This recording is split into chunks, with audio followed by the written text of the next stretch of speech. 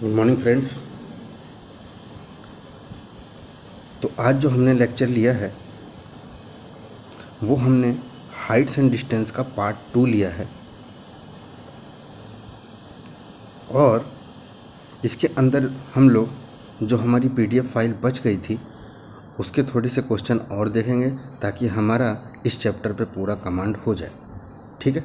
तो मैंने पिछले चैप्टर में आपको बताया था कि हाइट्स एंड डिस्टेंस अधिकतर वहाँ पे लगता है जहाँ पे हमें राइट एंगल ट्रायंगल मिल रहा हो। ठीक है।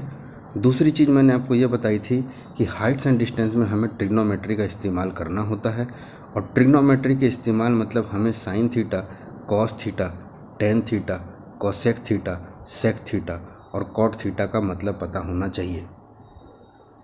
इसके अलावा मैंने आपको ये बताया था कि कोई भी राइट एंगल ट्रायंगल में ये राइट एंगल ट्रायंगल आप कई प्रकार से ले सकते हैं।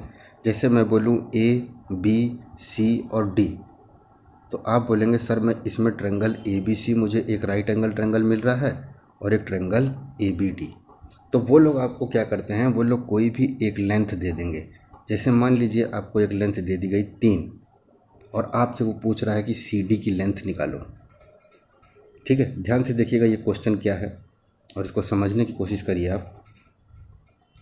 आपको एक ट्रायंगल दिया गया है, ये आपको 60 दिया गया है, ये आपको 30 दिया गया है और इनके बीच की लेंथ जो है वो 1 किलोमीटर दे रखी है। ठीक है। और आपसे पूछ रहा है ए बी सी डी, वो आपसे ए बी की लेंथ पूछ रहा है। ठीक है। तो हमें मालूम है इसके अंदर 2 ट्रायंगल हमें दिख रहे हैं, एक ट्रायंगल ए बी सी और एक ट्रायंगल ए बी डी। तो हमें ए बी की लेंथ निकालनी है तो tan 60 के लिए ए बी परपेंडिकुलर है ट्रायंगल ए बी सी में और बेस क्या है बी सी। बी सी को मैं x मान लेता हूँ, ए बी को मैं y मान लेता हूँ, मुझे y निकालना है। ठीक है। तो tan 60 की वैल्यू कितनी होती है, √3 equal to Y by X. ये मेरी पहली इक्वेशन आ गई जो मेरी किससे निकली, ट्रायंगल ए बी सी से। ठीक है। अब आइए आप ट्रायंगल ए बी डी पे। जब ट्रायंगल ए बी डी पे जाएंगे तो tan 30 की वैल्यू होती है 1/√3 और मैं tan इसलिए ले रहा हूँ क्योंकि मुझे किसी भी ट्रायंगल में जो साइड पता हो वो वाली लेनी होती है और मुझे ए बी निकालना है। तो 30 के सामने ट्रायंगल ए बी डी में, ट्रायंगल ए बी डी में 30 के सामने कौन सी लेंथ है, ए बी, और tan 30 का बेस कौन सा है, बी डी। तो इसका मतलब ये हो गया y/x+1। ठीक है।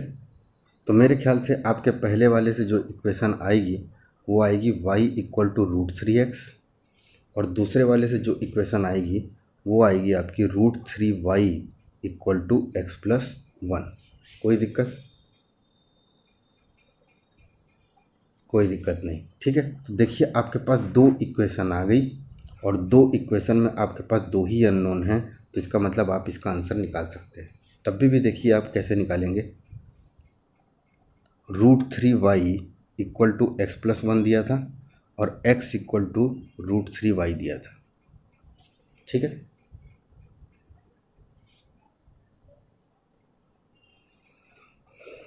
सॉरी मैंने ये गलत लिख दिया, x equal to y equal to √3x दिया था। ठीक है, हमने पीछे जो निकाला था।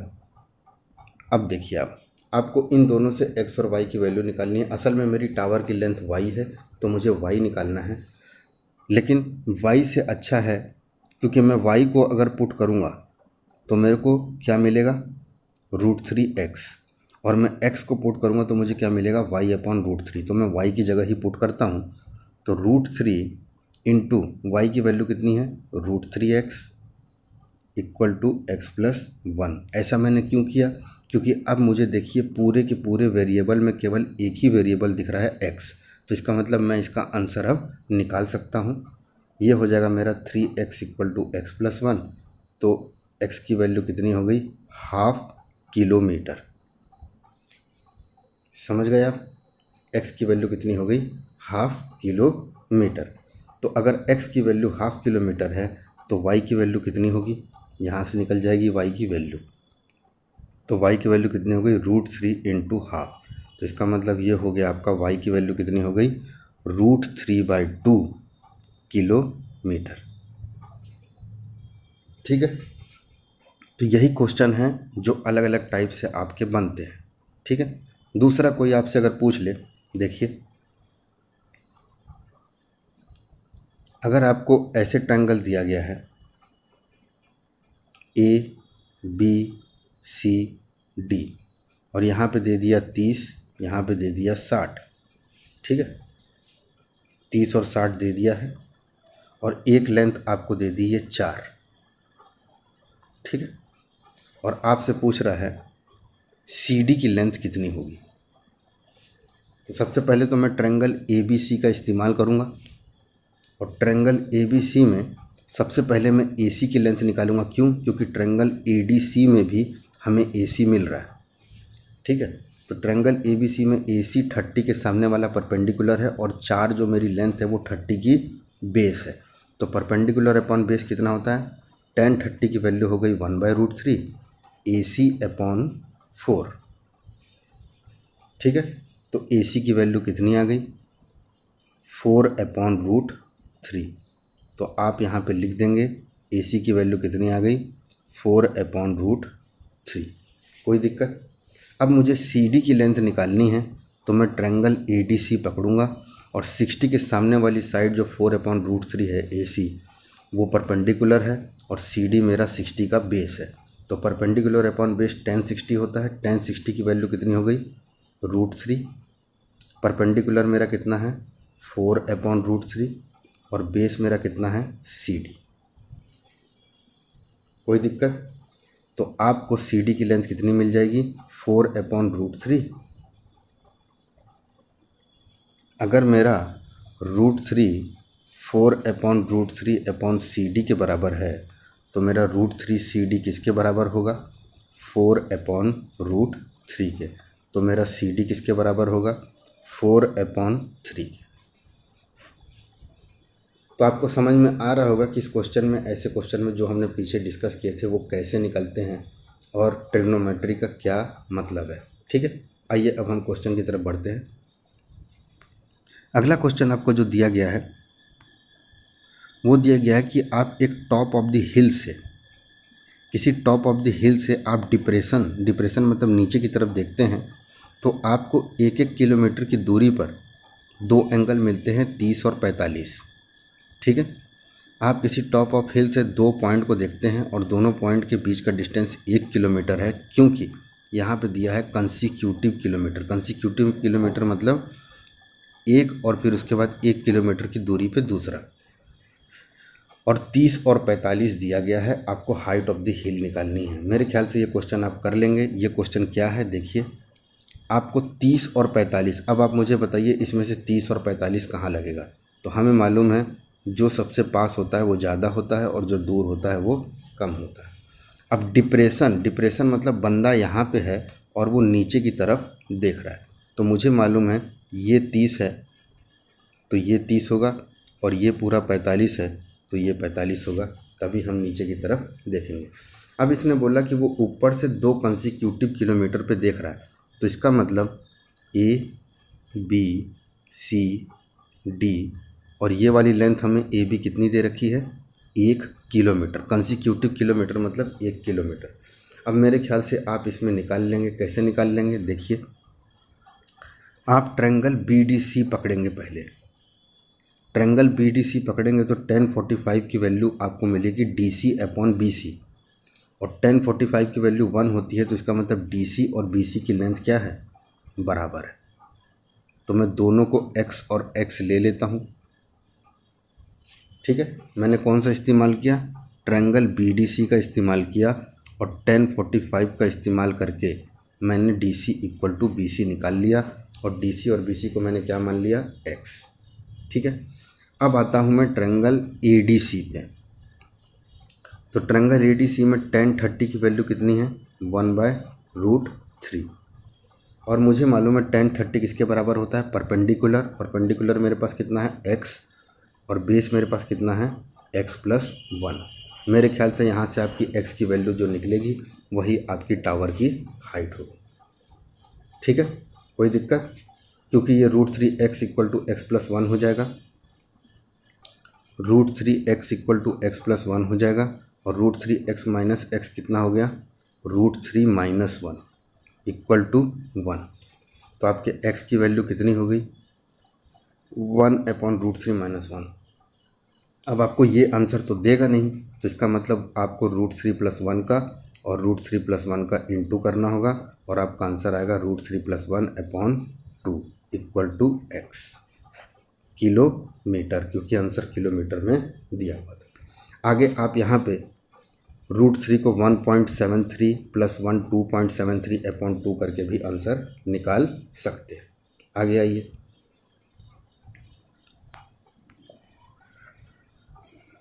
अगला क्वेश्चन दिया है, देखिए ध्यान से समझिएगा।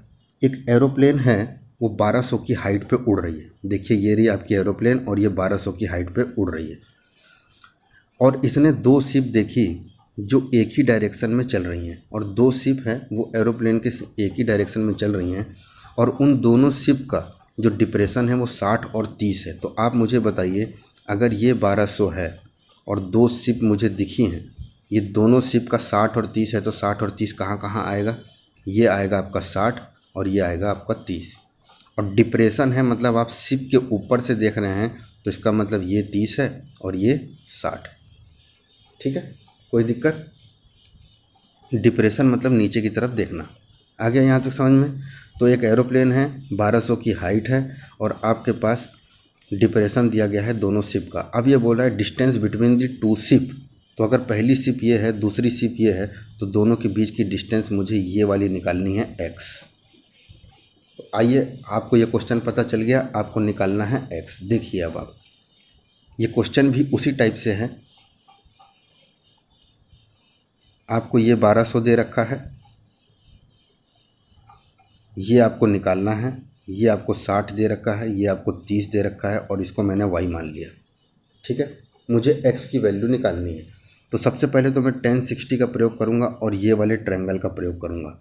तो tan 60 equal to √3 equal to 1200/y। ठीक है, तो मेरे y की, ये मेरा पहला इक्वेशन आ गया, और दूसरा इक्वेशन मैं निकालूंगा बड़े वाले ट्रायंगल से। तो tan 30 की वैल्यू कितनी होती है, 1/√3 equal to 1200/x plus Y.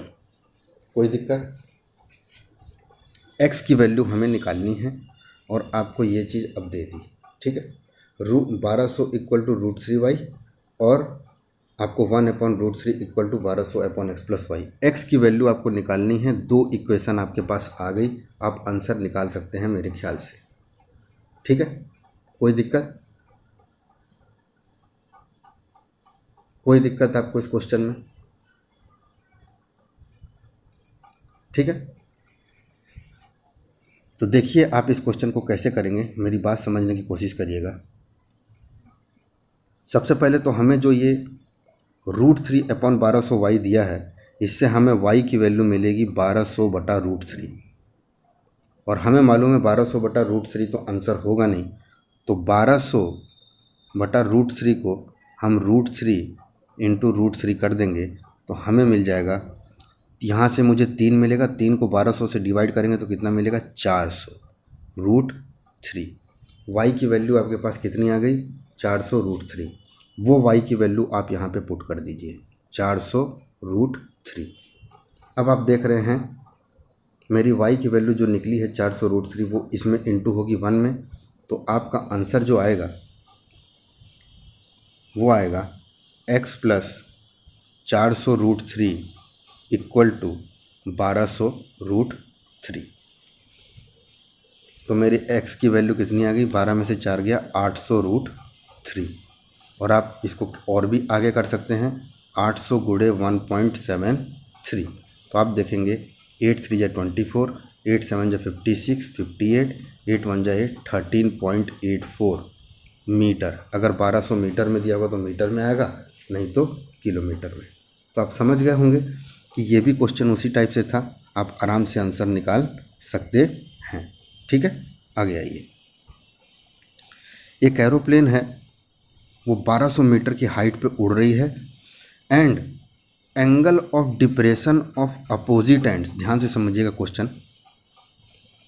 एक एरोप्लेन है, वो 200 मीटर की हाइट पे उड़ रही है। ये देखिए मेरी 200 मीटर की हाइट पे एक एरोप्लेन उड़ रही है।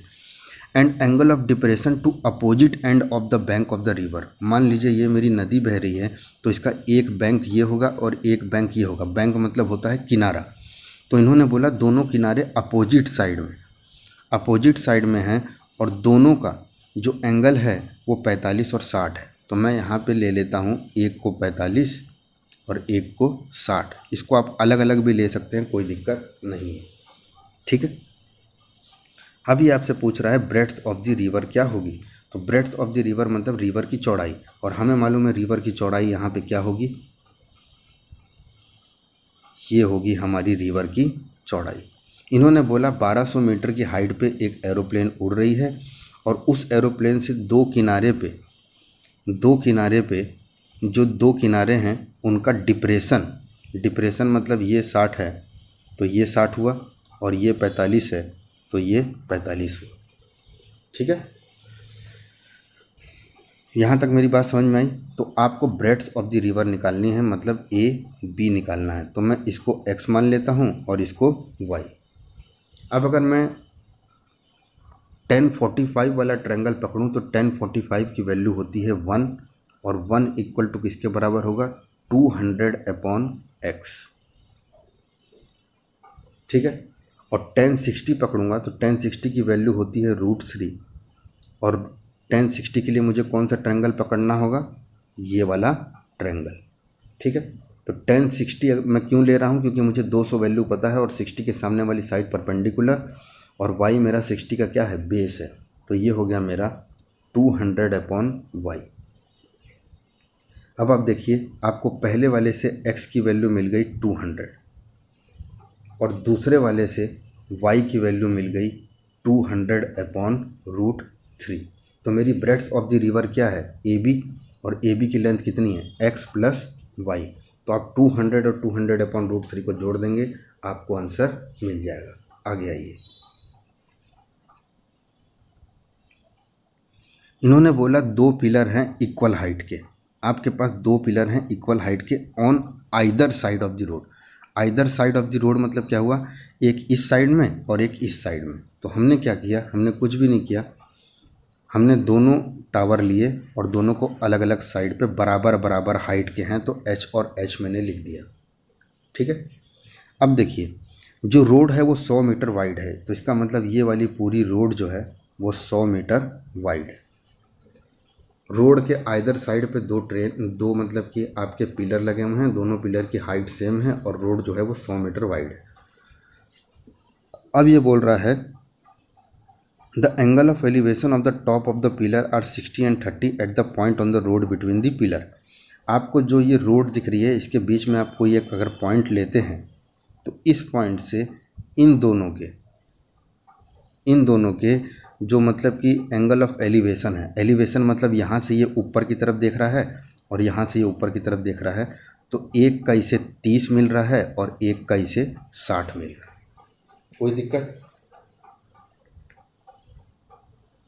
कोई दिक्कत आपको यहाँ तक नहीं, ठीक है। अब ये आपसे पूछ रहा है find the position of the point between the pillar.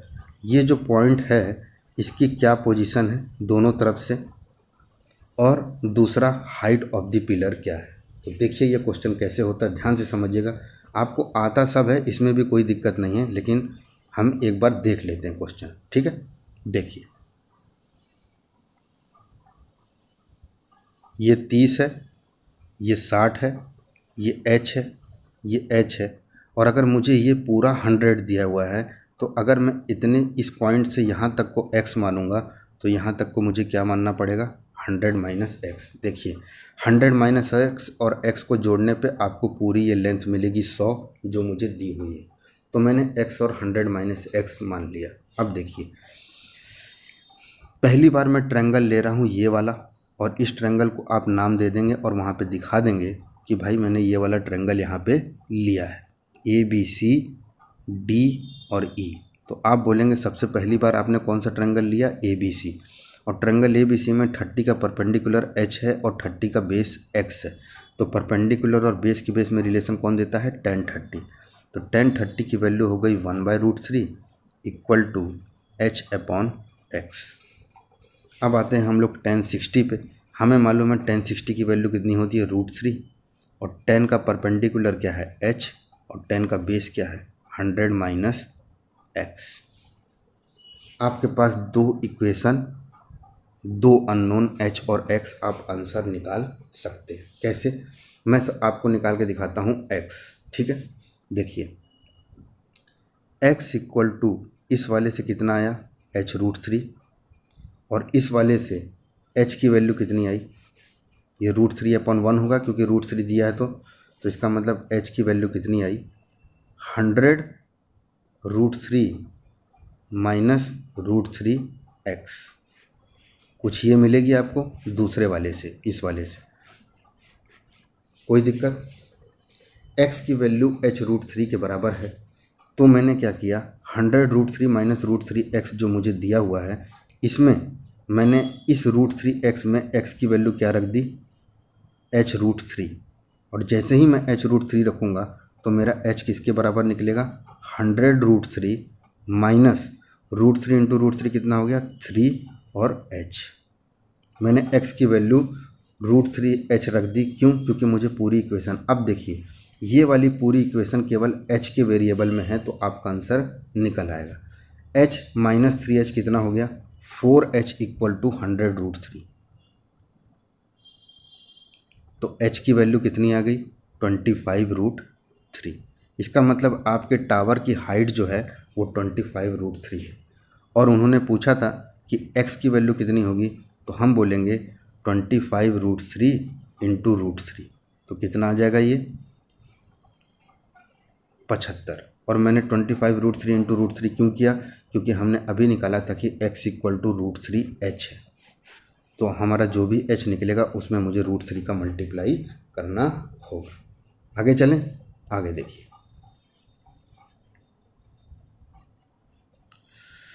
अब ये क्वेश्चन देखिए, the angle of elevation of the top Q of the vertical tower.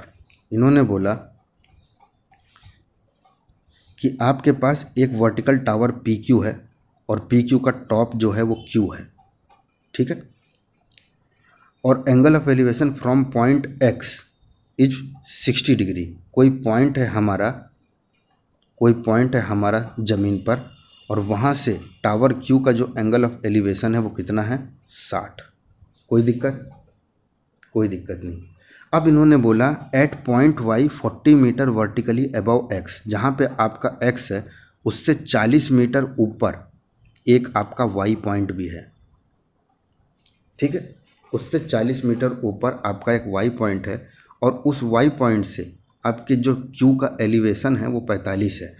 अब मुझे इस Y पॉइंट से यहाँ का एलिवेशन 45 दे रहा है, तो इसका मतलब यहाँ से मुझे एक हॉरिजॉन्टल लाइन खींचनी होगी, जिससे, क्योंकि आँख उसकी इधर रहेगी Y वाले की, और वो यहाँ से जब ये चीज़ देखेगा तो उसे ये 45 मिलेगा, ठीक है, और ये मुझे कितना दे रखा है, 40।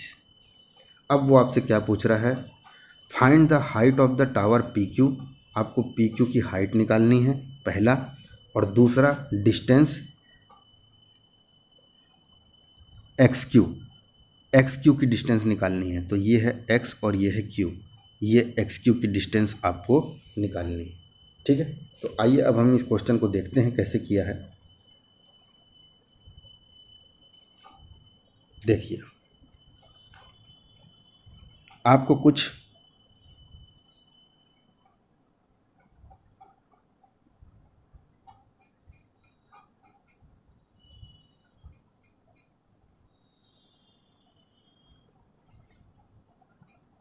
ये क्वेश्चन दिया है, और आपसे AB की लेंथ और AC की लेंथ पूछ रहा है, ठीक है। आपसे AB की लेंथ कितनी है, जो टावर की हाइट होगी, और AC क्या है, जो XQ था वो। तो मैं इसको वही लिख देता हूँ जो लिखा हुआ है, XPQ, ठीक है। तो अब इस क्वेश्चन में देखिए आप, सबसे पहले तो अगर ये 40 दिया है तो इधर का ये भी 40 होगा, ठीक है, तो आपको ईपी की लेंथ पहले ही पता चल गई कितनी है, 40। ठीक है, क्योंकि ये दोनों लेंथ आपकी बराबर बराबर होगी, तो ये 40 है तो ये भी आपका 40 होगा। यहाँ तक कोई दिक्कत?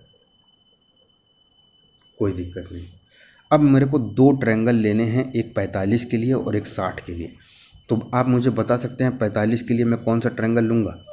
तो 45 के लिए मैं ट्रायंगल लूँगा DQE। अब मैं पूरा क्वेश्चन सॉल्व तो नहीं करूँगा, लेकिन मैं आपको बस इक्वेशन बना के दिखा देता हूँ। तो DQE में मुझे टावर के लिए QE की लेंथ चाहिए और ये DE। तो 1045 की वैल्यू होती है 1 और ये किसके बराबर हो जाएगा? QE अपॉन DE के बराबर। ठीक है, तो इसका मतलब DE और QE हमारे क्या आ गए? बराबर। और मैं दोनों को क्या मान लेता हूँ? कोई एक टर्म y। तो इसका मतलब तो यही हुआ कि आपके इधर y है और ये भी आपका y है। ठीक, QE और DE की लेंथ बराबर है 1045 से, तो आपने DE और QE को y मान लिया और y लिख दिया। अब आइए आप 1060 पे। 1060 के लिए कौन सा ट्रायंगल लेंगे हम? तो 1060 के लिए हम लोग लेंगे XQP। ठीक है, और इसमें आप देखेंगे तो 1060 की वैल्यू कितनी होती है? √3। √3 का परपेंडिकुलर क्या है? PQ। तो PQ को हम क्या ले लेंगे? y + 40 और XP मेरा बेस है 60 के लिए। तो अगर मेरी ये वाली लेंथ y है तो मेरी ये वाली लेंथ भी y ही होगी। तो इसका मतलब DE, QE और XP, जो आपका XP है, जैसे ये 40 था तो ये 40 हो गया, वैसे ही ये वाला अगर y है तो ये वाला y होगा। रेक्टेंगल की तरीके से है ये बात, तो आपको ये भी y मिलेगा। यहाँ तक आपको कोई दिक्कत?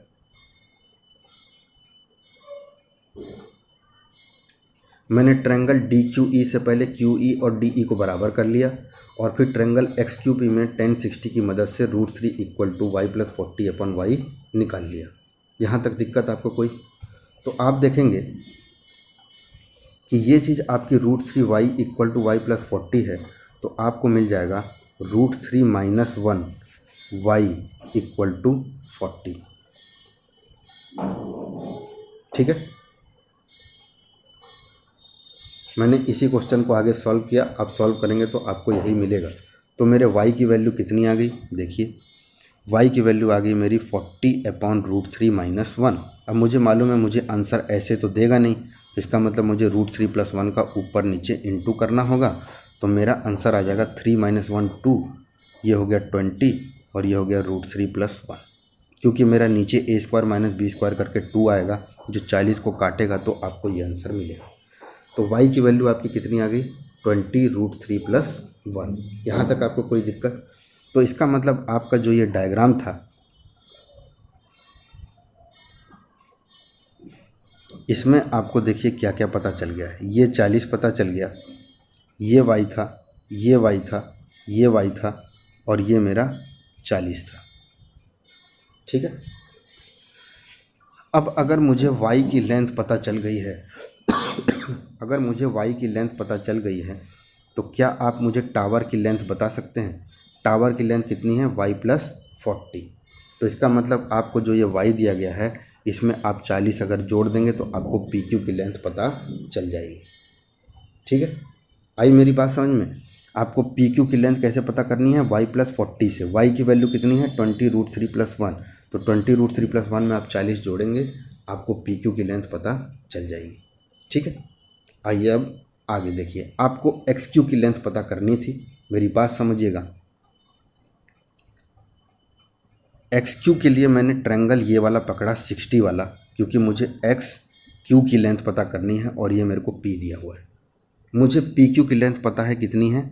y + 40 और XP की लेंथ मुझे कितनी दे रखी है? y जो मैंने निकाली थी। और मुझे ये भी पता है कि y की वैल्यू 20 √3 + 1 आई हुई है। ठीक है, तो मुझे XQ की लेंथ निकालनी है। तो 60 के लिए अब मैं y + 40 लूँ कि y लूँ? मेरे को y आसान पड़ेगा। तो 60 के लिए वाई जो है वो है मेरा बेस और एक्स क्यू जो है वो है मेरा परपेंडिकुलर। और हाइपोटेन्यूस है ये, क्योंकि 60 के सामने वाली साइड परपेंडिकुलर होती है और 90 के सामने वाली हाइपोटेन्यूस। तो आप देख रहे हैं बेस और हाइपोटेन्यूस के बीच में जो रिलेशन है वो देता है कॉस। तो मैं लिखूंगा कॉस 60 की वैल्यू कितनी होती है 1/2। कॉस 60 की वैल्यू कितनी होती है 1/2। और कॉस 60 किसके बराबर होता है बेस अपॉन हाइपोटेन्यूस। तो बेस मेरा कितना है y और हाइपोटेन्यूस मेरा कितना है h। तो यहाँ से आपको h की वैल्यू कितनी मिल गई 2y। तो इसका मतलब मेरे एक्स क्यू की लेंथ कितनी होगी 2 इंटू वाई। लेकिन मुझे y की लेंथ तो पहले से ही पता है, तो मैं बस 2 में 20√3+1 इंटू कर दूंगा तो मुझे 40√3+1 मिल जाएगा। और ये ट्रायंगल मैंने कहाँ से लिया, देखिए ये ट्रायंगल मैंने यहाँ से लिया। जब आपको ये चीज़ ऐसे करके दी गई है 40, ये y, ये 40, ये y और ये y, तो मैंने यहाँ पे मुझे 60 दिया था, यहाँ पे मुझे 45 दिया था, तो मैंने ये वाला ट्रायंगल उठा लिया। देखिए क्योंकि ये एक राइट एंगल ट्रायंगल है और राइट एंगल ट्रायंगल को अगर मैं बाहर निकालूंगा तो आप देखेंगे कि अगर ये 60 है तो ये वाली लेंथ पूरी कितनी है y+40, ये वाली लेंथ कितनी है y, और ये लेंथ मुझे निकालनी थी एक्स क्यू जो मुझे क्वेश्चन में दिया गया था। ठीक है, तो एक्स क्यू की लेंथ हम लोग निकाल सकते हैं किसकी मदद से, y की भी मदद से और y+40 की भी मदद से। तो मैंने y की मदद से निकाला और मुझे पता चला कि y और h, मतलब मैं कह रहा हूँ इस 60 के लिए ये मेरा बेस है और ये मेरा हाइपोटेन्यूस है, और बेस और हाइपोटेन्यूस के बीच में रिलेशन कौन देता है कॉस। ठीक है, आगे आइए।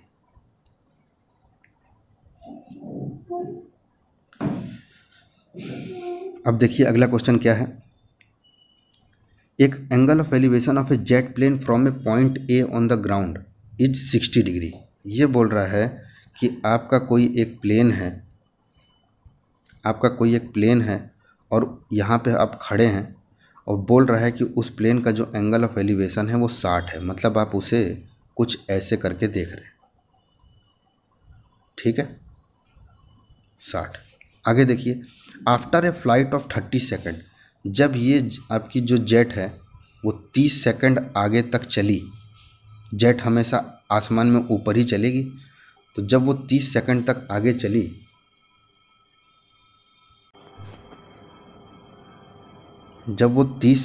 आगे चली तब उसका जो एंगल ऑफ एलिवेशन है वो 30 हो गया।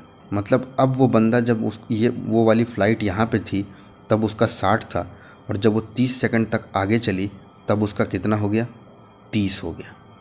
हमें मालूम है कि एंगल हमेशा बेस हॉरिजॉन्टल से निकलता है, तो ये वाला पूरा 60 था और ये वाला पूरा 30। यहाँ तक दिक्कत? कोई दिक्कत नहीं। If the jet plane is flying at the height of 3600√3, मतलब ये जेट प्लेन जो है ये आपकी, अब इसका मतलब ज़मीन से इसकी हाइट कितनी है 3600√3। कोई दिक्कत? ठीक है, 3600√3। If the jet plane is flying at the height of, तो अगर ये 3600√3 है तो आपका ये भी 3600√3 होगा। अब ये क्या पूछ रहा है देखिए, find the speed of the jet plane. आपको स्पीड पता करनी है कि जेट प्लेन की स्पीड कितनी होगी। तो क्वेश्चन में जेट प्लेन की स्पीड के लिए हमारे जेट प्लेन पहले ए पॉइंट पे था और ये वाला जेट प्लेन हमारा बी पॉइंट पे था। तो अगर मुझे ए बी की डिस्टेंस पता चल जाए और ए बी का मुझे टाइम दिया हुआ है 30 सेकंड, तो क्या मेरी स्पीड ए बी तक चलने की नहीं निकल पाएगी? मुझे मालूम है कि स्पीड का फॉर्मूला क्या होता है, डिस्टेंस अपॉन टाइम। तो अगर मुझे जेट प्लेन की स्पीड निकालनी है तो तो ए बी की डिस्टेंस अगर मुझे पता चल जाएगी तो उस डिस्टेंस को मैं टाइम से डिवाइड करने पे अपनी स्पीड निकाल लूँगा। मेरी बात आपको समझ में आई? इन्होंने बोला कि आपकी एक जेट प्लेन है जो वो उड़ रही है और एक समय पे उसका एंगल ऑफ एलिवेशन 60 था, जो यहाँ पे मैंने आपको दिखाया। उसके बाद उसने बोला कि जब वो जेट प्लेन 30 सेकंड तक उड़ी तो 30 सेकंड तक जेट प्लेन आपकी आगे की तरफ ही उड़ेगी, और जब वो 30 सेकंड तक उड़ी तब उसका एंगल ऑफ एलिवेशन 30 हो गया। मतलब अब आपका एंगल ऑफ एलिवेशन क्या हो गया? 30 हो गया। अब ये बोल रहा है कि अगर वो जेट प्लेन 3600√3 की हाइट पे उड़ रही है तो आपके जेट प्लेन की स्पीड कितनी होगी? तो मेरे जेट प्लेन की स्पीड मेरे ख्याल से ए बी की डिस्टेंस, तो आपका जो क्वेश्चन है वो वाला, वो क्वेश्चन कुछ ये कह रहा है, ये आपकी जेट प्लेन हो गई और जब वो इस पॉइंट पे थी, ए पॉइंट पे, तब वो 60 डिग्री का कोण बना रही थी, और जब उसने इतनी डिस्टेंस कवर कर ली तब उसको जो कोण मिला वो 30 डिग्री का मिला। ठीक है। अब हमें उसने बोला है कि ए से बी तक आने में जेट प्लेन ने 30 सेकंड का समय लिया, तो आपको जेट प्लेन की स्पीड पता करनी है।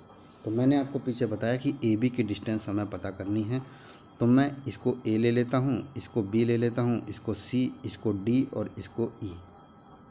ठीक है। अब देखिए, हमें बी सी और ए डी की लेंथ पता है कितनी? 3600√3।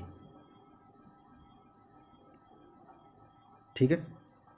हमें बी सी और ए डी की लेंथ पता है क्योंकि उसने ये बता रखा है कि जेट प्लेन आपकी 3600√3 पे उड़ रही है।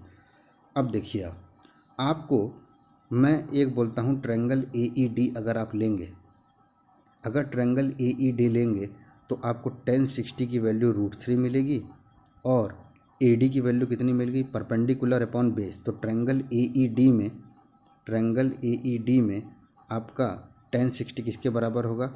3600√3 अपॉन डी ई के बराबर होगा, और डी ई से √3 से √3 कैंसिल, डी ई की वैल्यू कितनी आ गई?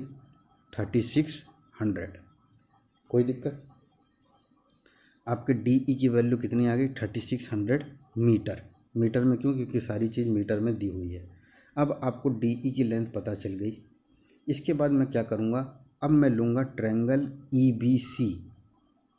क्या लूँगा? Triangle E B C. और ट्रायंगल ई बी सी में अगर मैं 1030, जो मेरा 1/√3 के बराबर होता है, वो निकालूँ तो 1030 मेरा क्या होगा? B C.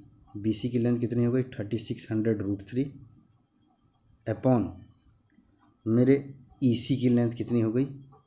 ई सी। ठीक है। मैंने ट्रायंगल ए बी सी लिया है तो 1030 की वैल्यू मेरी कितने के बराबर होगी? 3600√3 अपॉन ई सी। तो आपकी ई सी की लेंथ कितनी आ जाएगी?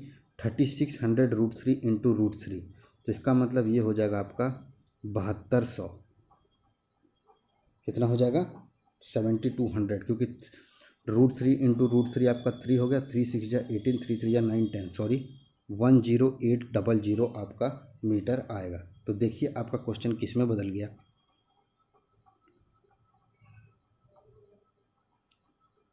ई डी सी ए बी। आपको ई डी की लेंथ मिल गई थी कितनी? 3600, और ई सी की लेंथ आपको कितनी मिल गई थी? 3600 इंटू 3। √3 इंटू √3 कितना हो गया? 3। तो आपने निकाल लिया 00, 3 6 जा 18, 3 3 जा 9, 1080। ठीक है। अब आप मुझे डी सी की लेंथ बता सकते हैं? तो आप बोलोगे सर ए सी में से ई डी घटा दीजिए आप। तो मैंने 00 कर दिया, 8 में से 6 गया 2 और 10 में से 3 गया 7। 7200 मीटर आ गया मेरा डी सी का लेंथ। ठीक है। अब देखिए, आपको मालूम है ये जो मेरा डी सी दिया हुआ है, ध्यान से समझिएगा, ये डी सी की लेंथ वही होगी जो मेरे ए बी की लेंथ होगी, क्योंकि हमारी ये दोनों हाइट 3600√3 सेम हाइट पे है, तो ये दोनों लेंथ वही होंगी। कितनी? 7200, और ये भी हो गई आपकी 7200। आपको ए बी की लेंथ पता चल गई 7200 मीटर। अब देखिए, अगर आपको ए बी की डिस्टेंस पता है 7200 मीटर और आपको ए से लेके बी तक जाने का समय भी पता है 30 सेकंड, तो क्या मुझे ए बी की स्पीड या जेट प्लेन की स्पीड नहीं पता चल जाएगी? स्पीड का फॉर्मूला होता है डिस्टेंस अपॉन टाइम। तो इसका मतलब ये हो गया 7200/30 मीटर पर सेकंड। तो यहाँ से कितना आ जाएगा? 0 से 0 कैंसिल, 3 2 जा 6, 3 4 जा 12, 240 मीटर पर सेकंड। कोई दिक्कत? तो इस तरीके से आपके क्वेश्चन बनते हैं जो आपने अभी समझे। ठीक है, आगे देखिए।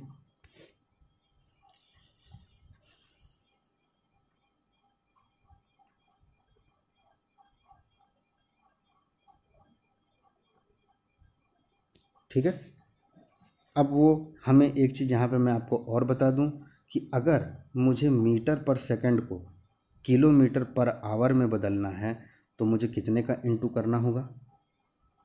18/5 का। और अगर किलोमीटर पर आवर को मुझे मीटर पर सेकंड में बदलना होगा तो मुझे कितने का इंटू करना होगा? 5/18। ठीक है, तो इसका मतलब आपको जो ये 240 मीटर पर सेकंड दिया आया मेरा आंसर, अगर मुझसे किलोमीटर पर आवर में पूछा जाए तो मैं कितने का इंटू करूँगा? 18/5 का।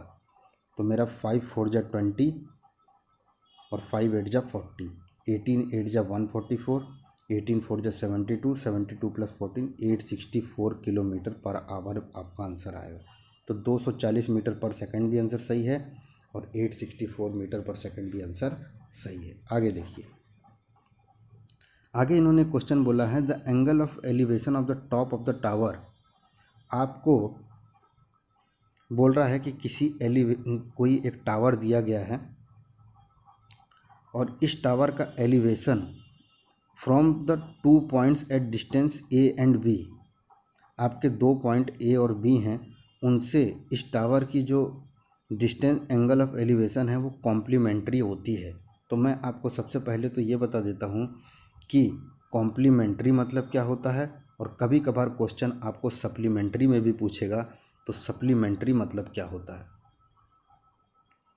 ठीक है, अगर दो एंगल का सम मिलाकर 90 हो तो उसे हम लोग कहते हैं कॉम्प्लीमेंट्री, और अगर दो एंगल का सम मिलाकर 180 हो तो उसे हम कहेंगे क्या? सप्लीमेंट्री।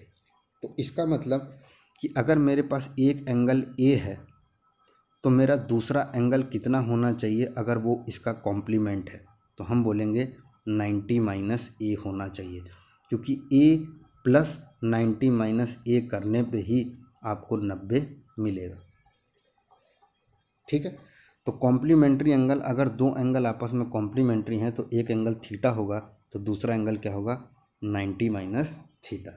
अगर दो एंगल आपस में सप्लीमेंट्री हैं तो एक एंगल थीटा होगा तो दूसरा एंगल क्या होगा? 180 माइनस थीटा। यहाँ तक दिक्कत?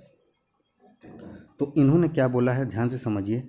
इन्होंने बोला कि आपके पास अगर कोई एक टावर की हाइट है और वहाँ से आपके पास दो डिस्टेंस हैं ए और बी, तो देखिए ये वाली पूरी डिस्टेंस हो गई ए। ठीक है, और यहाँ पे मैंने एक एंगल थीटा ले लिया, और इन्होंने बोला है सेम स्ट्रेट लाइन में जो दूसरा एंगल है वो बी डिस्टेंस पे है। इसका मतलब ये वाली डिस्टेंस है आपकी बी, और ये वाला एंगल आपका कॉम्प्लीमेंट्री है, तो इसका मतलब ये वाला एंगल कितना हो गया? 90 माइनस थीटा। ठीक, यहाँ तक आपको मेरी बात समझ में आई? कोई दिक्कत नहीं। अब इसने क्या पूछा है, आपको हाइट बतानी है कि हाइट कितनी होगी। तो मेरे ख्याल से हमारे पास दो ट्रायंगल लेने हैं हमें, हम दो ट्रायंगल ले लेंगे। कौन कौन से? इसको मैं मान लेता हूँ ए, इसको बी, इसको सी और इसको डी। ठीक है, तो अगर मैं टेन थीटा लूँगा तो मुझे कौन सा ट्रायंगल लेना होगा? Triangle A B D. Triangle A B D में टेन थीटा निकालूंगा और टेन 90 माइनस थीटा, क्योंकि मेरा ये एंगल 90 माइनस थीटा है, तो टेन 90 माइनस थीटा के लिए मैं कौन सा ट्रायंगल लूँगा? A B C. तो देखिए टेन थीटा की वैल्यू कितनी आएगी? तो आप बोलोगे सर ये एच और ये वाली पूरी लेंथ मेरी कितनी है? ए, एच अपॉन ए। टेन थीटा की वैल्यू कितनी आ गई? H/A। अब मैं आपसे पूछूँ tan, यहाँ पे मेरा एंगल कितना है 90 minus theta, tan 90 minus theta की वैल्यू कितनी होगी, तो आप बोलोगे H/B। कोई दिक्कत? B मैंने क्यों बोला, क्योंकि इस बार मैंने ट्रायंगल ये वाला लिया है। ठीक है, तो आपके पास क्या आया समझिए आप। आपके पास tan थीटा की वैल्यू H/AI और tan 90 माइनस थीटा की वैल्यू H/BI। यहाँ पे आपके अंदर से कॉम्प्लीमेंट्री एंगल के सवाल हट गए हैं, लेकिन आप इतना ज़रूर ध्यान रख लीजिए कि sin 90 माइनस थीटा आपका cos थीटा में बदलता है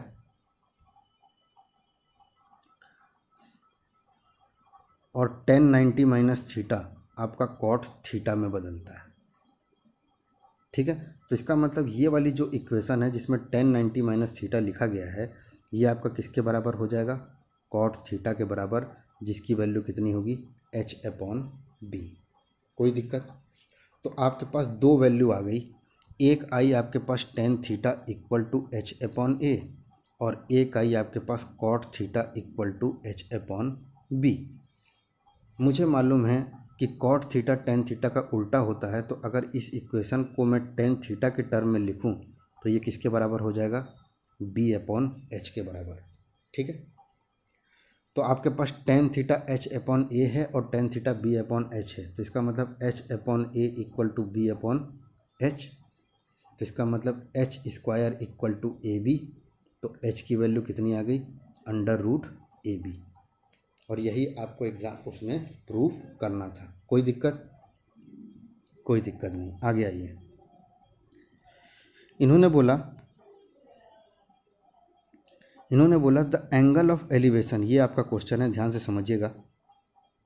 ठीक है, ये आपका क्वेश्चन है, the angle of elevation of a cloud from the point 60 metre above the lake. आपका जो क्लाउड है, आपके पास ये रही लेक, ठीक है, और इस लेक से ऊपर 60 मीटर ऊपर एक क्लाउड है। ठीक है, the angle of elevation of a cloud 60 metre above the lake is 30 degree. कितना है इसका, 30 डिग्री।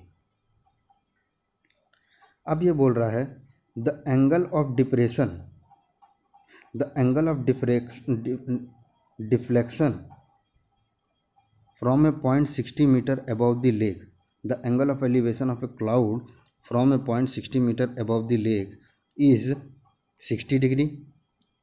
कितना दिया है, from a point 60 meter above the lake is 30 degree and the angle of depression of the reflection of cloud in the lake is 60 degree. ये देखिए, ये आपका डायग्राम है और इन्होंने क्या बोला है आप बड़ी ध्यान से समझिएगा इस क्वेश्चन को। ये बोल रहा है the angle of elevation of a cloud, आपके कोई क्लाउड है उसका एलिवेशन आपको निकालना है from a point 60 metre above the lake. अगर ये मेरी लेक है तो इसके ऊपर 60 मीटर ऊपर आप खड़े हैं और यहाँ से जब आप इसको देखते हैं तो आपको 30 डिग्री का कोण मिलता है। कितने का, 30 का। तो मेरी हॉरिजॉन्टल लाइन ये जाएगी, ये हो गया मेरा 30 और ये रही मेरी क्लाउड की डिस्टेंस। तो इसका मतलब क्लाउड की डिस्टेंस 60 नहीं दी थी, उसने बोला कि आपको किसी क्लाउड का जो एंगल ऑफ एलिवेशन है वो 30 डिग्री मिलता है यदि आप लेक से 60 मीटर ऊपर खड़े रहते हैं। ये आपकी लेक है और इस लेक से आप 60 मीटर ऊपर खड़े हैं, जहाँ से आप देख रहे हैं तो आपको 30 डिग्री का एंगल ऑफ एलिवेशन मिल रहा है। अब इसने बोला कि इस क्लाउड की रिफ्लेक्शन, तो मैं अगर आपको बताना चाहूँ तो ये वाला 60 है तो ये वाला 60 होगा और इसको मैं मान लेता हूँ कोई एक टर्म h। ठीक है, इतने से इतने की टर्म को। ठीक है, तो इसका मतलब इस क्लाउड की जो रिफ्लेक्शन है वो नीचे बनेगी और ये क्लाउड की जितनी डिस्टेंस होगी उतनी ही रिफ्लेक्शन बनेगी। तो इसका मतलब रिफ्लेक्शन आपका कितना आ गया, h+60, क्योंकि आपके क्लाउड की पूरी लेंथ कितनी है, h+60। ठीक है, और इसने बोला एंगल ऑफ डिप्रेशन आपको कितना मिलता है, 60 का। तो इसका मतलब आप यहाँ से अब नीचे की तरफ देख रहे हैं, तो इसका मतलब कि ये वाला एंगल हो गया आपका 60 हॉरिजॉन्टल से नीचे की तरफ। कोई दिक्कत? कोई दिक्कत आपको इसमें? अब इसने बोला हाइट ऑफ द क्लाउड, तो हाइट ऑफ द क्लाउड मेरी कितनी है, h+60।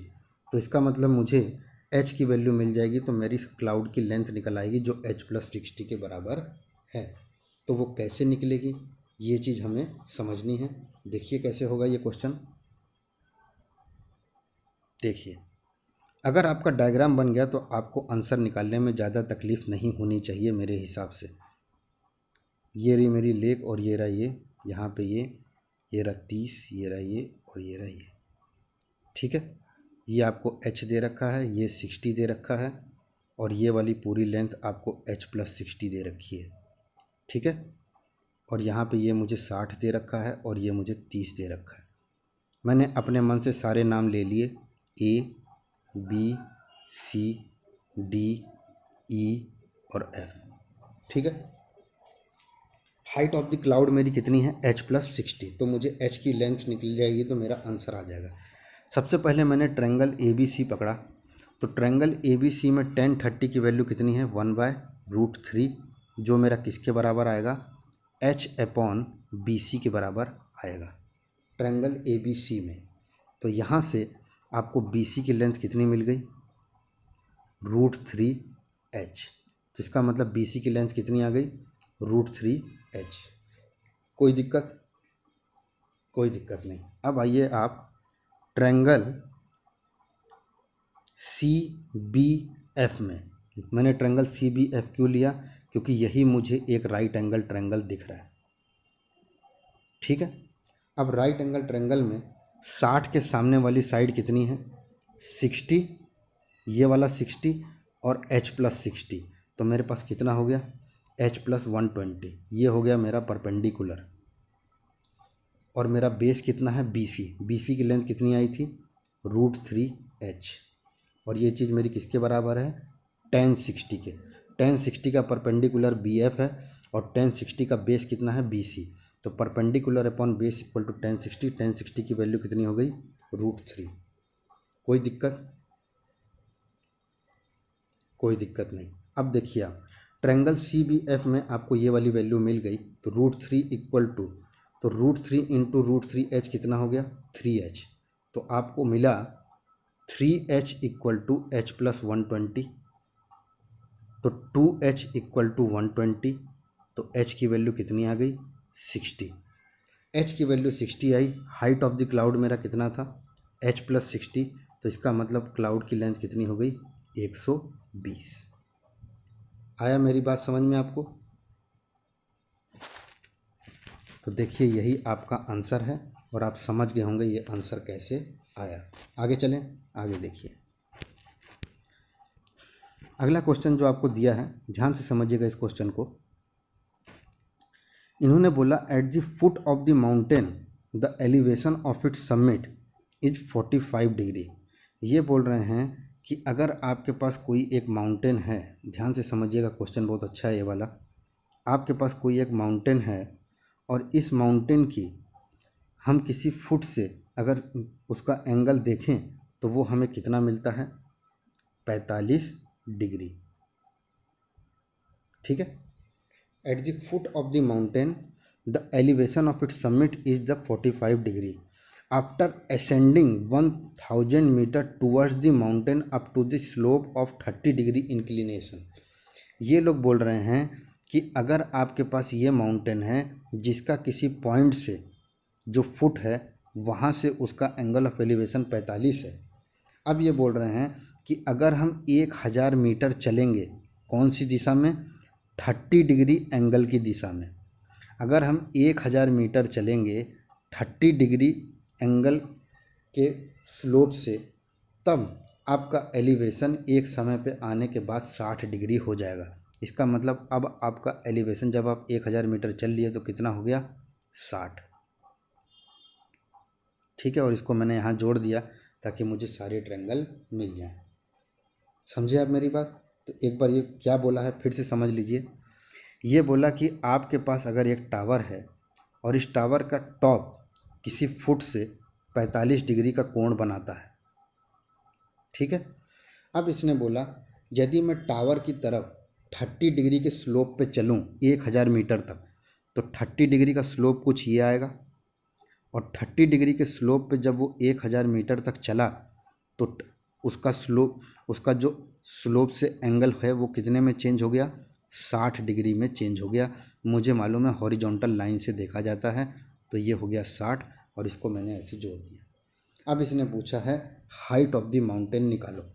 Height of the mountain क्या होगी मेरी, कुछ ये होगी, तो इसको मैं पूरे को क्या मान लेता हूँ, h।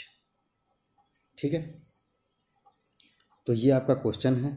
अब इस क्वेश्चन को कैसे सॉल्व करेंगे, इतना बड़ा यहाँ पे दिया गया है, तो इसको समझने से अच्छा है कि आप मेरी भाषा को समझिए, आपको समझ में आ जाएगा कैसे क्वेश्चन करना है। देखिए, आपको कुछ ये दिया गया है,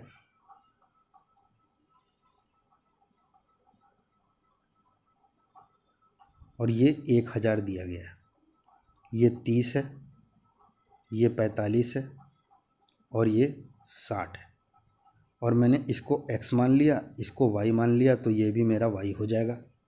ठीक है, ये वाली लेंथ y, ये वाली लेंथ y, और ये x। तो मेरे को टावर ऑफ द हाइट कितनी होगी मेरी, मतलब माउंटेन की हाइट कितनी होगी, x प्लस वाई, जो मुझे निकालनी है। अब देखिए आप, सबसे पहले मैं 30 डिग्री वाला ट्रायंगल पकड़ता हूँ। तो 30 डिग्री वाला ट्रायंगल मेरा कौन सा है, ये। और इस ट्रायंगल को मैं बाहर जब निकालूंगा तो मुझे ये 30 मिलेगा, ये y मिलेगा, और ये 1000 मिलेगा। अब मैं देख रहा हूँ कि मुझे y की लेंथ चाहिए, क्योंकि मुझे माउंटेन की हाइट निकालने के लिए y का इस्तेमाल करना पड़ेगा। तो 30 के सामने वाली y जो है वो परपेंडिकुलर है, और 90 के सामने हाइपोटेन्यूस है।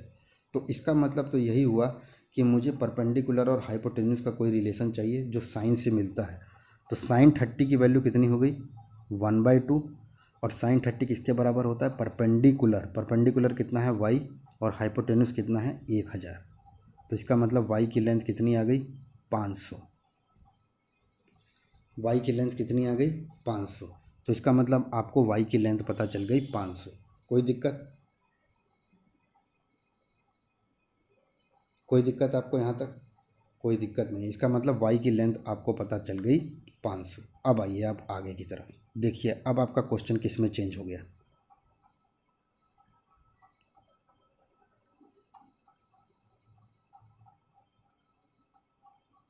ये 500 हो गया, ये 500 हो गया, ये 60 दिया गया है, और ये 1000 है। ठीक है, इस बार मैं जो ट्रायंगल पकड़ रहा हूँ, इस बार जो मैं ट्रायंगल पकड़ रहा हूँ, वो ट्रायंगल मैं पकड़ रहा हूँ बड़ा वाला, 45 वाला। तो 45 वाले ट्रायंगल को मैं बाहर निकाल लेता हूँ, और मैं देखूँगा ये मुझे 45 दिया हुआ है, यहाँ पे जो मुझे लेंथ दी है वो x प्लस 500 आ गई, और ये वाली लेंथ मुझे पता नहीं है। ठीक है, ये वाली लेंथ मुझे पूरी पता नहीं है, तो मैं इस पूरी लेंथ को क्या मान लेता हूँ, m मान लेता हूँ।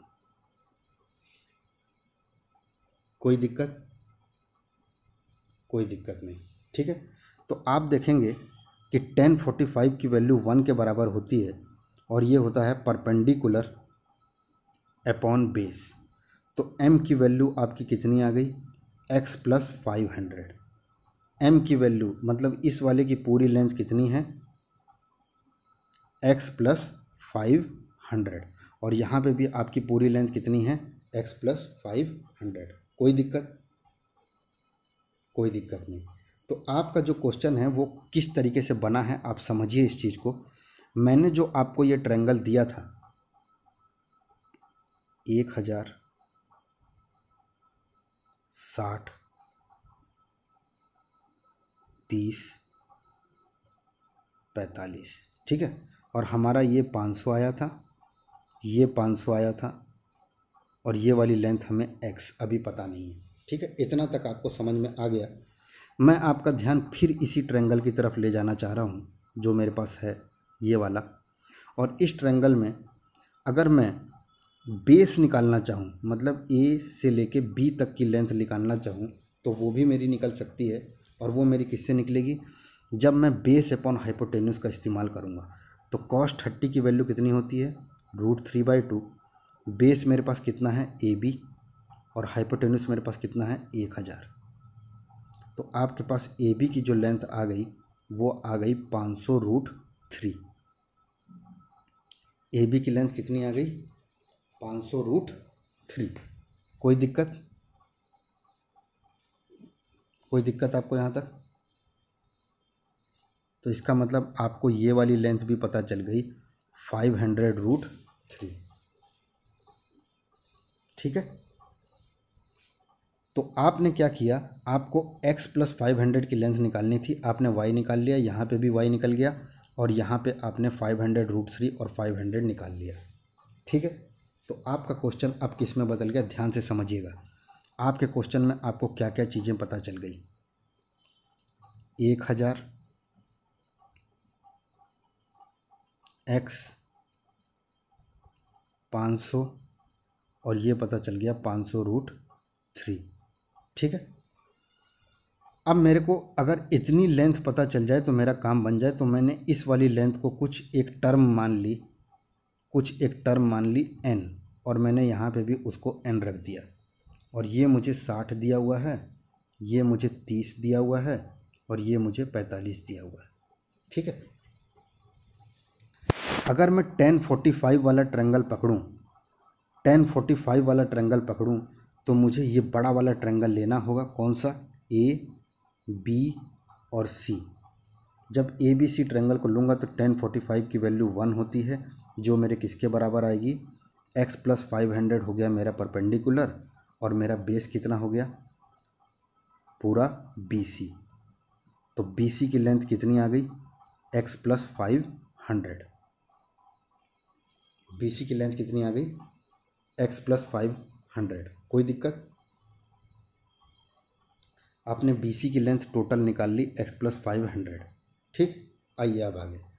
आपको पूरी BC की लेंथ पता चल गई है। n की लेंथ आप निकाल सकते हैं अगर निकालना चाहें, लेकिन मैं आपको अभी नहीं बताऊंगा। आप बस BC = x + 500 अपने दिमाग में रखिए। जब आपको BC की लेंथ पता चल गई, अब आप 1060 का प्रयोग करिए। अगर मैं 1060 का प्रयोग करूंगा तो 1060 का ट्रायंगल कौन सा है? केवल इतना। ठीक। और 1060 होता है मेरा √3, जो मेरा किसके बराबर होगा? x/n के बराबर। तो मेरे x की वैल्यू कितनी आ जाएगी यहाँ से? n√3। x की वैल्यू कितनी आ जाएगी? n√3। तो देखिए, आपको BC की वैल्यू आई थी x + 500, और जब मैं BC की तरफ ध्यान दिया, ध्यान से देखिएगा आप,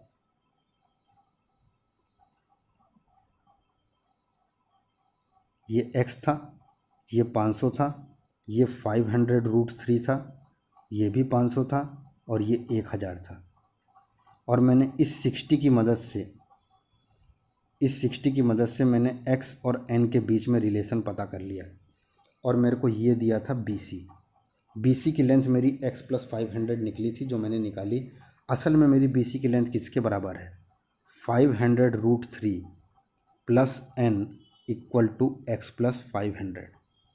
कोई दिक्कत? कोई दिक्कत नहीं।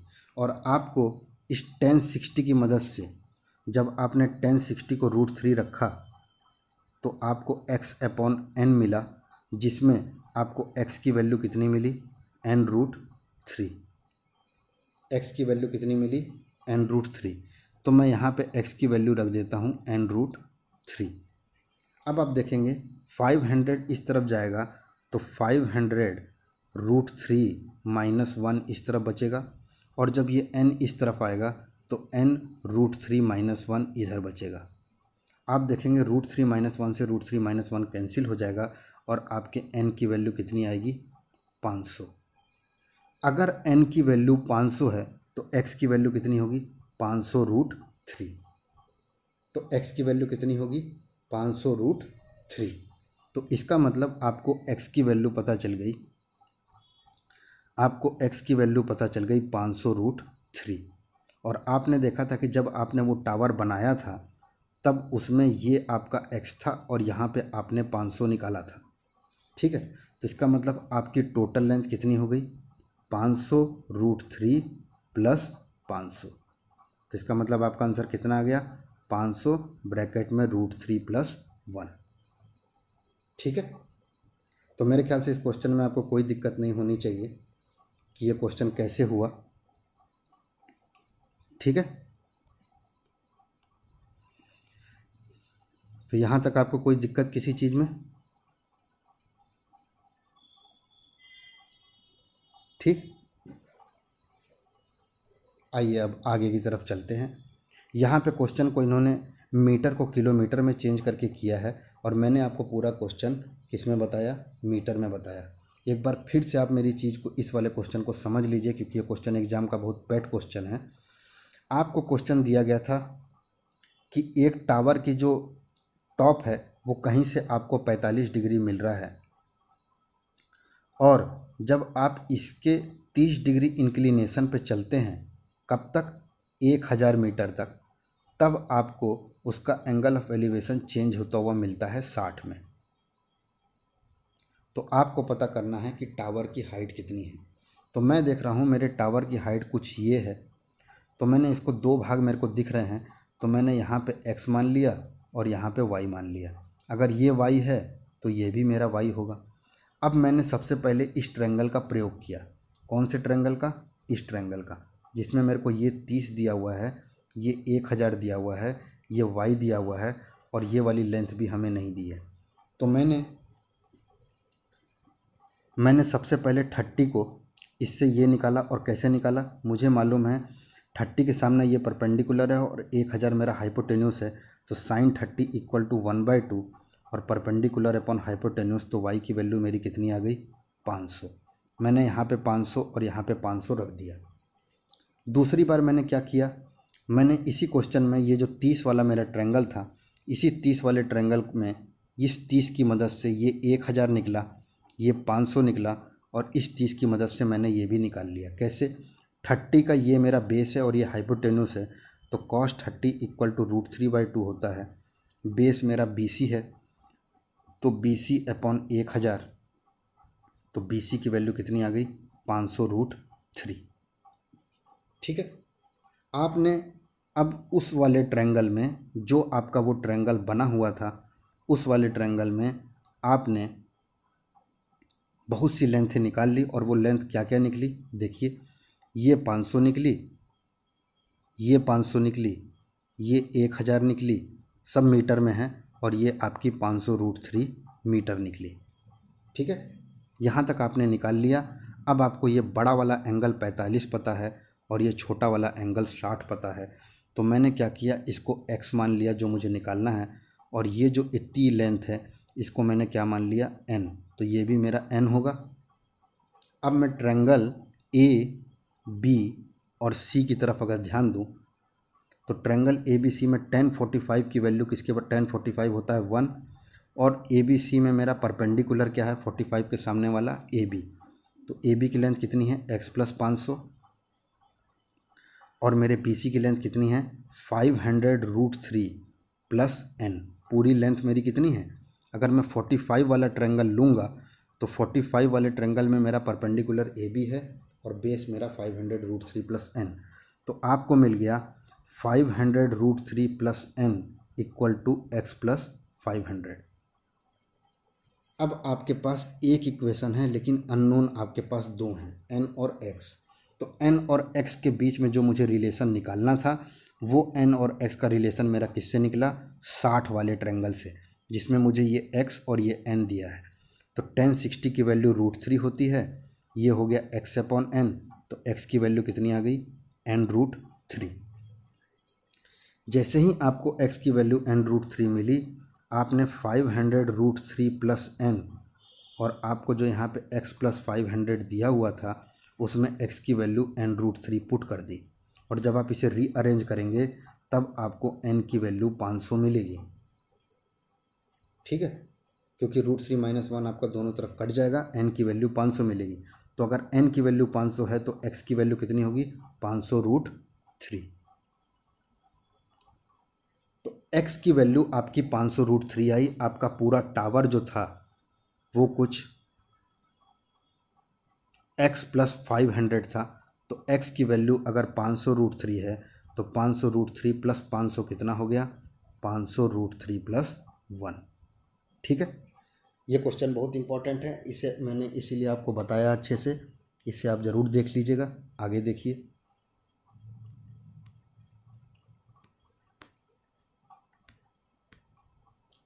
अगला लास्ट क्वेश्चन जो है इसे भी आप देख लीजिए और समझ लीजिए। ये बोल रहा है a man on the top of the vertical tower, एक मैन जो है वो टावर पे खड़ा है, and it absorbs A car moving at a uniform speed directly towards it. इसने बोला कि आप एक टावर पे खड़े हो, आप एक टावर पे खड़े हो और आप एक कार को जो यहाँ पे है उसे मूव करते हुए देख रहे हो अपनी तरफ, वो कार आपकी तरफ मूव कर रही है, ठीक है। और उसने ये भी बता दिया कि 30 से 45 तक एंगल ऑफ डिप्रेशन होने में, डिप्रेशन मतलब यहाँ से वो नीचे की तरफ देख रहा होगा, तो 30 से 45। अब आप मुझे बता सकते हैं 30 कहाँ होगा, 45 कहाँ होगा? मुझे मालूम है 45 ज़्यादा वाला इधर होगा, कम वाला इधर होगा, ठीक है। तो 30 से 45 चेंज होने में उसे कितना समय लगा? 12 मिनट। तो इसका मतलब ए से लेके बी तक की जो डिस्टेंस है वो उसमें हमें कितना समय लगा? 12 मिनट। तो 12 मिनट मैंने लिख दिया, ठीक है। अब इसने पूछा है कि how soon after this will car reach the tower.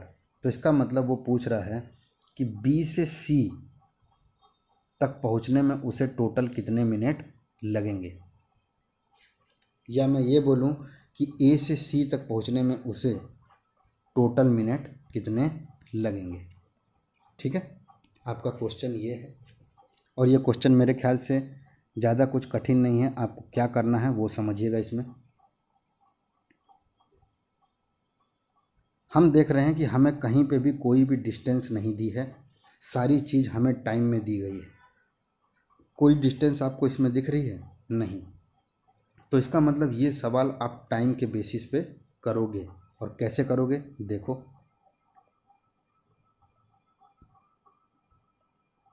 हमें कुछ ये ट्रायंगल दिया था, ये 30 दिया है, ये 45 दिया है, और गाड़ी हमारी यहाँ से यहाँ तक पहुँच गई, और यहाँ से यहाँ तक का हमें कितना समय लगा? 12 मिनट, ठीक है।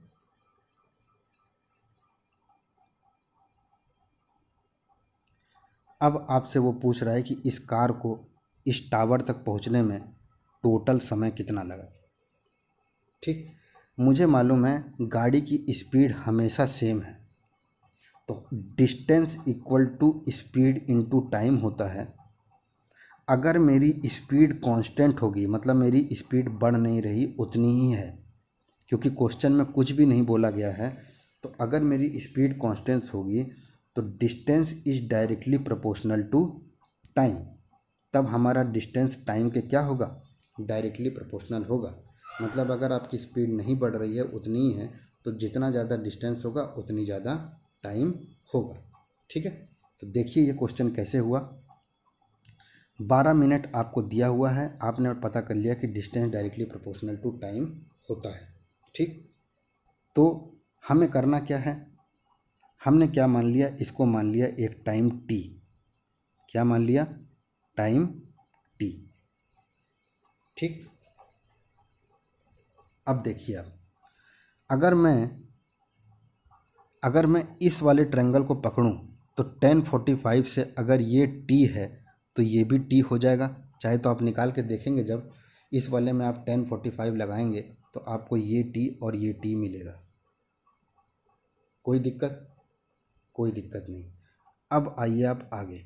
जब आपको इतना पता चल गया कि ये 30 है, ये 45 है, ये टी है, ये टी है, और ये 12 मिनट है, ठीक है। तो मैं अब 30 वाले ट्रायंगल का इस्तेमाल करता हूँ। तो 10:30 की वैल्यू कितनी होती है? 1/√3। 10:30 का परपेंडिकुलर क्या है? टी। और 10:30 का बेस क्या है? 12 + टी, ठीक है। बेस हमारा कितना है? 12 + टी 30 के लिए, और परपेंडिकुलर क्या है? टी। जब मैं 30 वाला पकड़ा, 45 वाले से मैंने टी को टी के बराबर कर दिया और मेरा ये आ गया। अब देखिए, 12 plus T equal to T√3। तो 12 इक्वल टू T√3 माइनस 1। कोई दिक्कत? अब देखिए आप, जब 12 इक्वल टू T√3 माइनस 1 है तो T की वैल्यू कितनी आएगी? 12/√3 माइनस 1। लेकिन आंसर तो ऐसे निकलेगा नहीं, तो मैंने √3 प्लस 1 का इधर भी इंटू कर दिया और √3 प्लस 1 का इधर भी इंटू कर दिया। तो मेरे T की वैल्यू कितनी आ गई?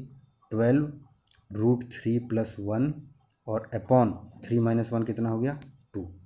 तो T की वैल्यू कितनी आ गई? 6 √3 प्लस 1। कोई दिक्कत? 6 √3 प्लस 1, ये आ गई आपकी T की वैल्यू। जब आपको T की वैल्यू पता चल गई, जब आपको T की वैल्यू पता चल गई तो आपको मेरे ख्याल से टोटल डिस्टेंस भी पता चल गई होगी। ये हो गया मेरा 12 मिनट और ये वाले T की वैल्यू मेरी कितनी आई? 6 √3 प्लस 1 मिनट। तो इसका मतलब आपके टोटल मिनट कितने हो गए? 12, ये 6 √3 प्लस 6। ठीक है, 12 6 18 प्लस 6 √3 मिनट। कोई दिक्कत? कोई दिक्कत नहीं। ठीक है, तो आपको समझ में आ गया होगा मैं क्या कर रहा हूँ। और जो इन्होंने क्वेश्चन किया है, देखिए इन्होंने क्या किया। अब मुझे सारी चीज़ जो भी हमने क्वेश्चन पढ़े उसमें हमें सारी चीज़ जो है वो डिस्टेंस में दी रहती थी, तभी हम निकालते थे। अब यहाँ पे अगर टाइम दिया गया है, तो इसका मतलब तो यही हुआ कि ये जो 12 मिनट मुझे दिया गया है, इस 12 मिनट को भी मैं डिस्टेंस में बदलूं। और डिस्टेंस मेरा क्या होता है? Speed into time. डिस्टेंस मेरा क्या होता है? Speed into time. तो इसका मतलब ये वाली जो मेरी डिस्टेंस रही होगी, इसको मैं क्या लिख सकता हूँ? st। ये लिख सकते हैं। और मुझे मालूम है, देखिए मैं आपको इसी से बता देता हूँ।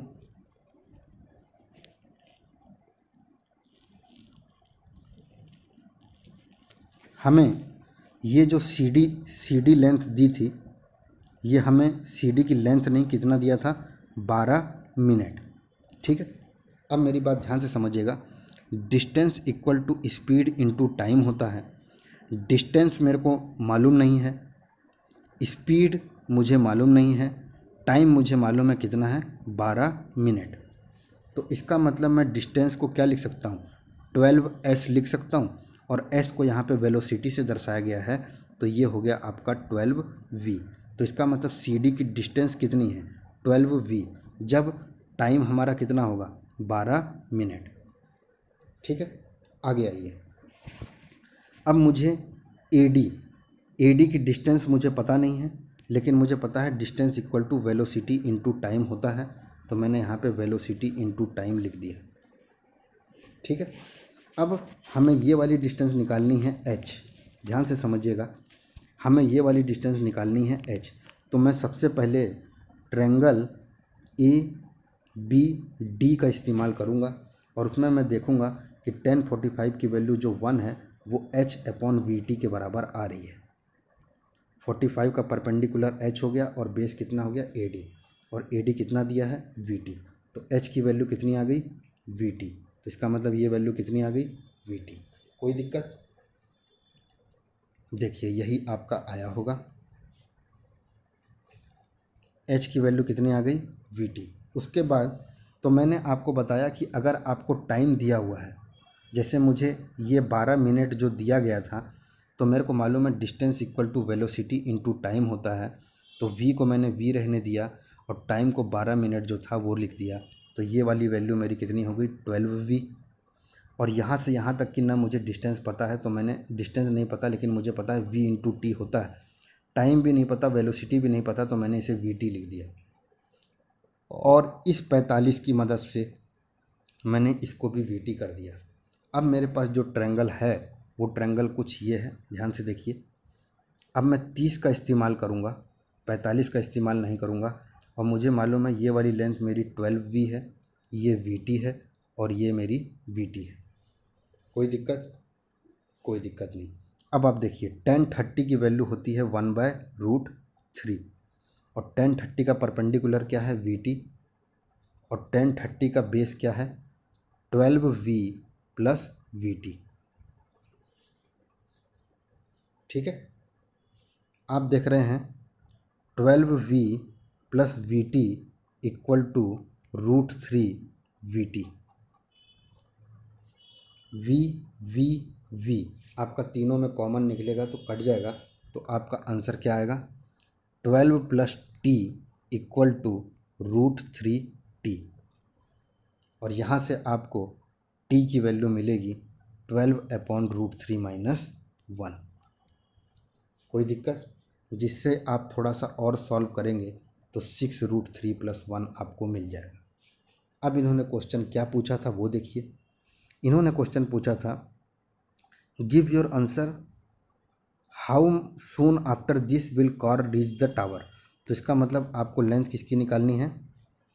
टी की। आपका टी निकल गया तो इसका मतलब उसको इस डी से इस ए तक पहुंचने में कितना समय लगा? 6√3 + 1 मिनट। और यही आपका आंसर है यहाँ पे 6√3 + 1 मिनट। तो मेरे ख्याल से आपको अब कोई दिक्कत नहीं होनी चाहिए। हमने सारे टाइप के सवाल कर लिए। आप इसे 1-2 बार और देखेंगे तो आपको सारी चीज़ें समझ में आ जाएंगी। ठीक है, तब तक आप लोग अपना ख्याल रखिए। बहुत बहुत धन्यवाद।